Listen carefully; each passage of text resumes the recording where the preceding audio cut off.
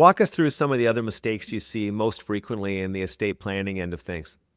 Not having a will. No, geez, don't get me going. It's basic. It's still basic, 50-something% of Canadian adults don't have a will. That is a disaster waiting to happen. I'm constantly harping on people who don't have wills to get wills.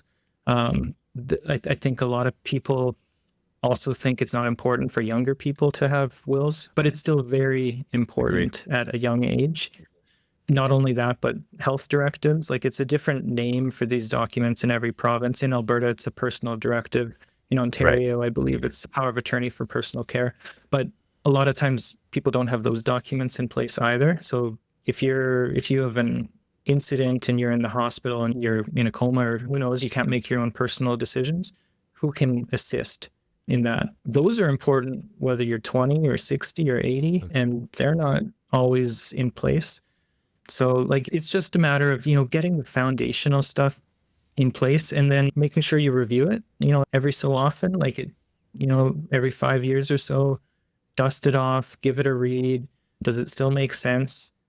Something that I see quite often is an executor is named who is older, and there might be provisions for minors where a trust is going to need management for maybe it's like 10, 15 years until the money is distributed. Is that person you've named going to be capable to do that function for the next 15 years or so? Maybe you need to think about who you're naming in these capacities.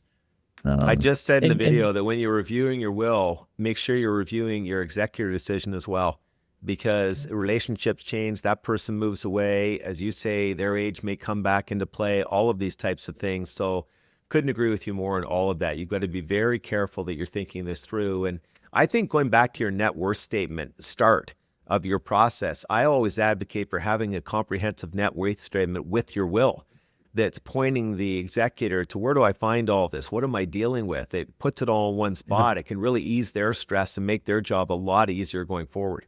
A lot of people also, like, their will might say, I may leave a memorandum of wishes, a list of instructions, but then they never actually make the memorandum of wishes either. That sounds like something I would do, actually. That sounds like something I would do.